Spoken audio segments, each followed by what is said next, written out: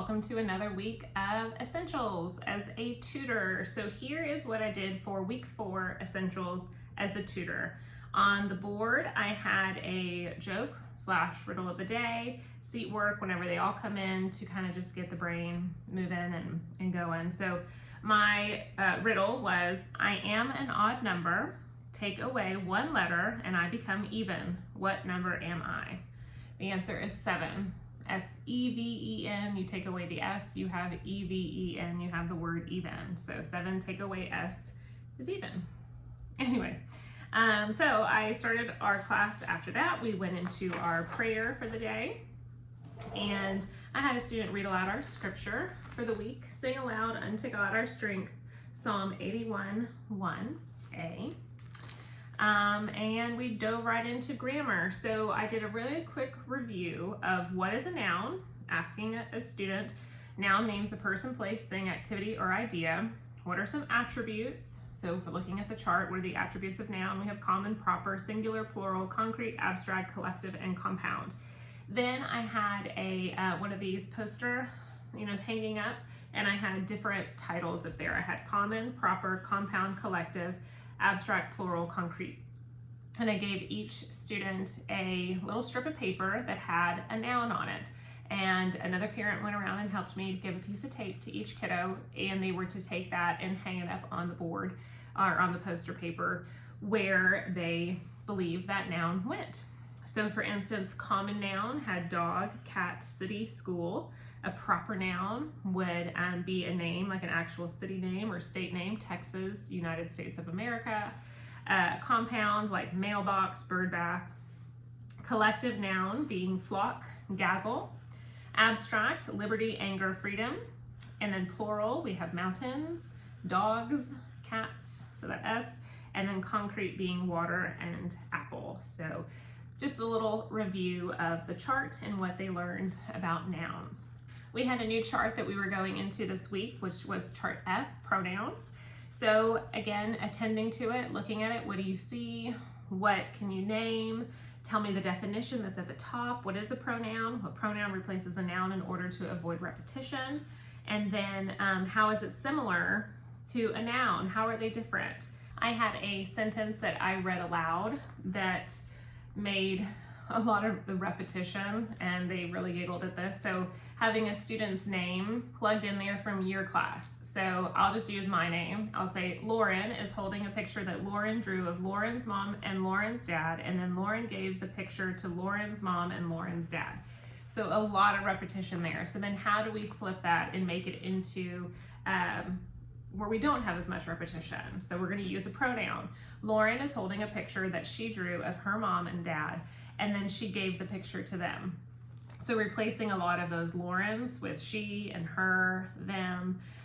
So again, making that and using it for your class with a kid's name is a lot of fun. They enjoy seeing their name and hearing their name in class. After we attended to the chart and did that activity, I read to them I and You and Don't Forget Who, What is a Pronoun by Brian Cleary. So the kiddos enjoyed this. And again, as I was reading, having them notice and point out the colored words are pronouns. So reading aloud with some gusto and reading those words with some emphasis so they can hear the pronoun, but then also they can see it as they're following along. After I read the book, we moved into our ATS sheet. So I hung up the large ATS sheet that I have on the board, and we just discussed on chart A that it has 4 sentence purposes. What are they? Declarative, exclamatory, interrogative, and imperative. And what is the difference between declarative and exclamatory? Then I told them that we are going into the imperative purpose for the day. So imperative expresses a command, and then telling them as well that imperative verbs will always be in the present tense. So then I told them to look at the subjects of the sentences. So for example, feed the dog.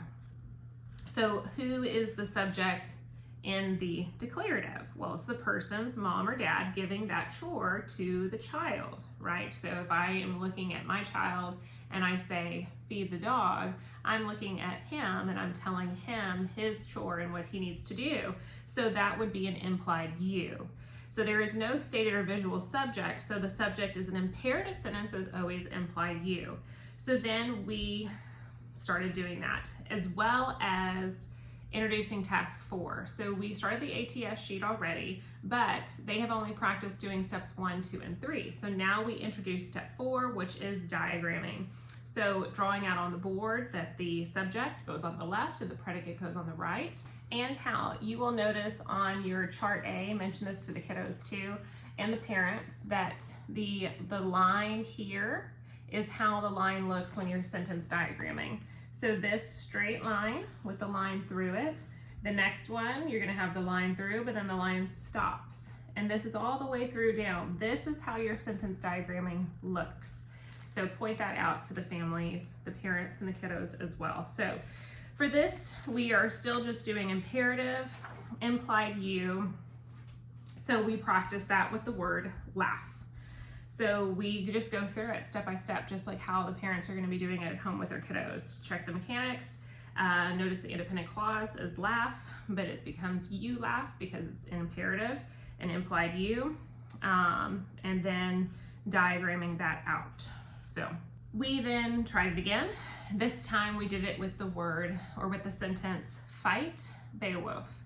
So this one was a bit trickier because the Beowulf is a noun of direct address, which we don't really get to until a couple more weeks.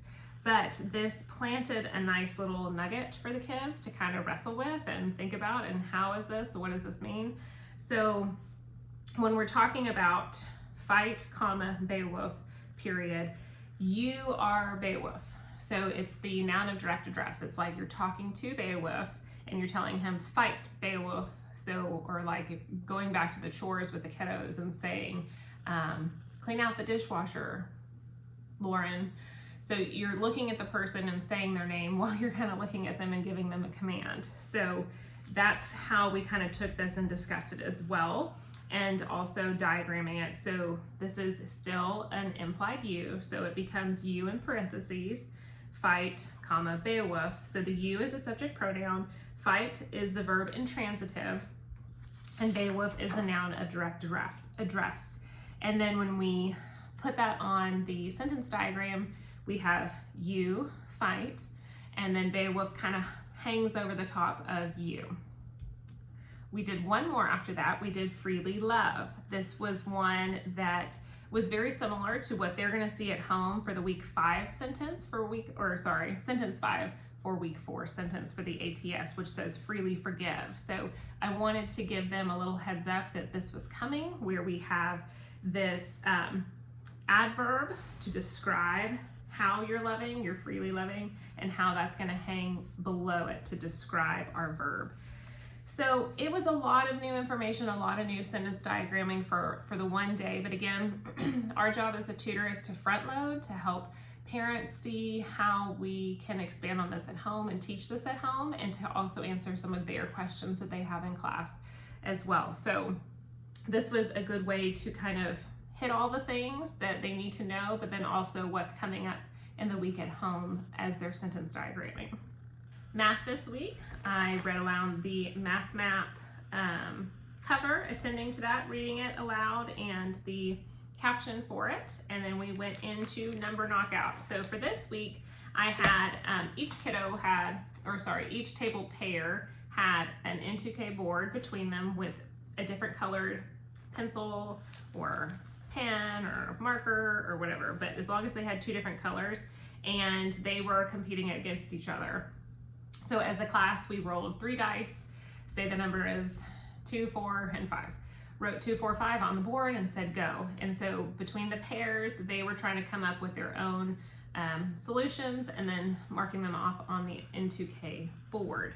I gave them about 10-ish minutes, I'd say, and then we re-rolled again to get some new numbers and try to knock out some more. And then they were just having fun trying to compete to see who could cross off more numbers. I did require that they needed to write down their problems, not just mentally have it and cross it off, but actually write it down, have the answer, and then cross it off on the board. This week for IEW, we are still doing the story sequence chart. So this is continuing on from what they did last week.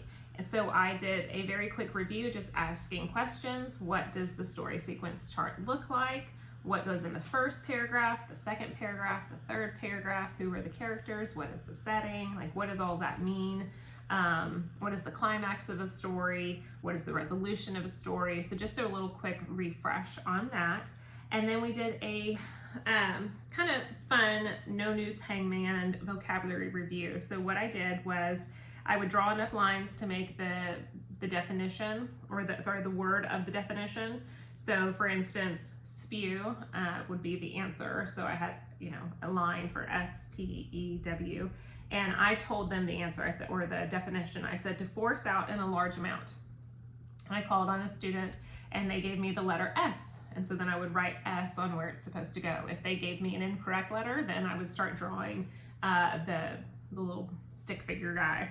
So a face, eyes, mouth, legs, body, all that stuff. So the words that I used for a review was hastily, spew, and brandish. We all divided up to read papers into the different groups. I told them, and it's kind of up to the kid too, because they did work really hard on these papers, and I hate to tell them to just read one paragraph, so I left it up to the child and the parent if they wanted to read the entire paper, because again, we are in smaller groups of about 3 to 4 in a group. Or they could pick one paragraph and read that paragraph aloud, and then have the rest of the class, the rest of the group, try to figure out which paragraph they read. So we had some that did that and said, okay, which paragraph, hold up a finger if you think it was the first paragraph, second paragraph, third paragraph. And then also as listeners, listening for all of the dress ups, the vocabulary, the ly adverbs, the title that repeats 1 to 3 words from the last sentence, things like that. And this week we are working on the keyword outline for the Archbishop of Canterbury on page 56. So we just went through that keyword outline together. I had a parent read aloud the story, and then we thought about it, and then did the same thing with the story sequence chart. Who are the characters? Where is this happening? What's taking place? And just filling that out together, and then retelling it in our own words after we got it all done. So once we had it out, just kind of flying through real quickly, okay, how can we take this line and put it in our own words? And then we've had to end with the new structure, the strong verb dress up and ly adverb dress up. So I gave them 2 sentence examples. If I said the horse went into the woods, come back, I said, or the horse galloped into the woods, come back, I cried. So the second sentence sounds a lot better than the first one. We can see that a lot better. We can hear it. It evokes those senses. So that is what we call strong verbs. So instead of using said and went, we used cried and galloped. So that led into the banned words. So from here on out, the kiddos are challenged to no longer use the words go, went, say, or said in their papers. And then we talked about how we can take these and add an ly adverb to dress it up even further. So on page 59, they have some practice sections there to work on at home. So we kind of just briefly discussed it. We didn't write it down, but just talking about it audibly, of saying, you must sail to Britain to tell the people about God, said the Pope. So what strong verb can we use instead of the word said? We could say commanded, proclaimed. What ly adverb could we use? Enthusiastically, firmly, confidently, resolutely. So then now let's say we use resolutely and proclaimed. Now we have, you must sail to Britain to tell the people about God, resolutely proclaimed the Pope. So that sounds a lot better than just said the Pope. And then that was it. We discussed that there was new vocabulary coming up for the week. We have flee, extol, rebuke, and intrigue. And we will be playing a vocabulary game for the following week to go over these things. So that was it for essentials. So if you have any questions, feel free to comment here on YouTube. But I don't honestly check YouTube that much. I'm more checking Instagram for any messages. So if you have any questions about what we do about certain things in essentials, please feel free to ask away. And so for essentials, as well as everything within CC, it's very much that stick in the sand. So I do have fun posters that I use colorful markers and to hang up to reinforce the ideas that we're teaching, because I personally am a visual learner. I need to not only hear it, but I need to see it. So for the essentials kiddos just sitting there hearing and hearing me talk about these different things that they've never seen or heard before, versus having it on a poster, where they can see what I'm saying on some of these posters. I feel like it just really gets in there and they can understand it a bit better. But we don't need videos or any fancy equipment to do these things. So just keep that in mind. Remember that you have your own unique talents that God has gifted you with to lead this classroom well, and you are placed in this position for a reason.